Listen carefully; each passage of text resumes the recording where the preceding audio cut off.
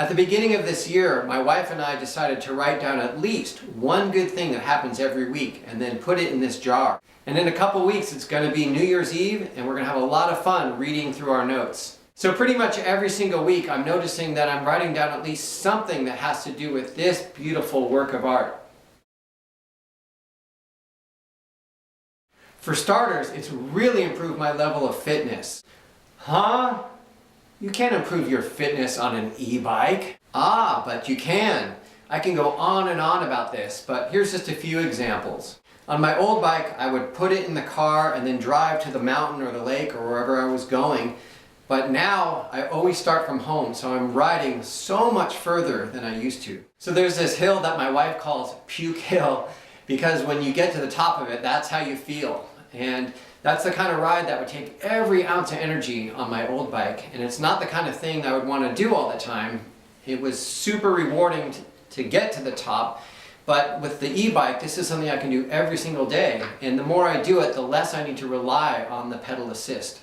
As much as I like using the bike for fitness reasons, there's times where I just want to commute to the music store to teach drum lessons. And the last thing I want to do is show up sweaty. So even though I wouldn't consider this a workout, it allows me to save money on gas, beat the traffic, and just get out and enjoy the fresh air. Like I said, I don't consider the commute on the way to teach drum lessons to be a workout. However, I always take some kind of scenic route on the way home. So here's a few pictures of some of the cool places that I've been.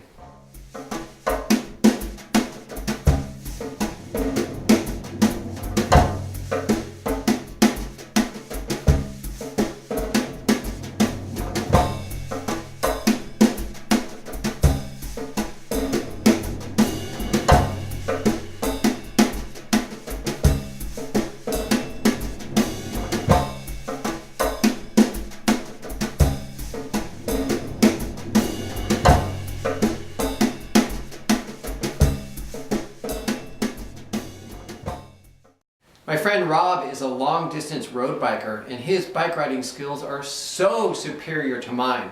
But because I have an e-bike, we're able to keep at the same pace and actually have conversation while we ride, rather than him having to sit and wait for 20 minutes while I catch up to him. So definitely the highlight for me this year was a project that I did with my friend Kenny and his friend Mario. In case you're wondering, Kenny is an amazing drummer, fellow e-biker, and he's super passionate about filming and video editing. And Mario was the bass player for Huey Lewis and the News. And here's a fun fact, he also played and recorded with the late great Tony Williams. I bet you didn't know that. So Mario did all the aerial photography and Kenny did the ground photography as we rode all around the beautiful mountains of Marin County. And that experience alone was super inspiring, but I have to say it also had a tremendous impact on my creativity on the drum set. Huh?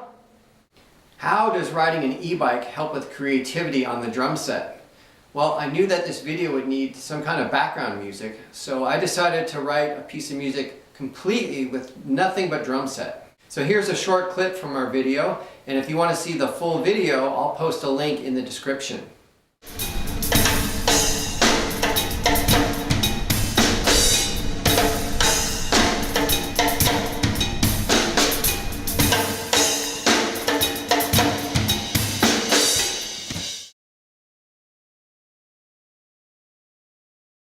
Another thing I want to mention is our driveway is really long and it's so steep towards the top that unless you stand up, your front tire actually gets airborne.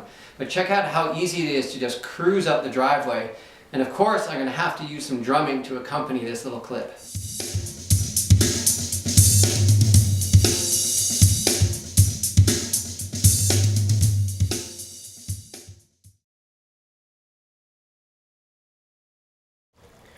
Well, I thought I was done filming this video, but I just got to my favorite trail, and as you can see, it's closed. If I was on my old acoustic bike, I probably would have just turned around and ridden back to my car, because of course I would have had to drive my bike to the trailhead. But on this bike, I'm actually really excited. I'm going to do a ride that's probably going to be twice as far as I was originally planning on doing. So let's see what happens.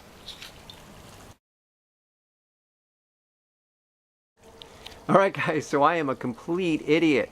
I just went on this super long ride, and a couple miles ago I should have taken the turnoff to get back home, and I must have just been on automatic pilot because here I am at the top of my favorite trail, which is obviously closed. So I guess this kind of proves my point because I'm on this awesome bike, so I'll just enjoy the long ride home.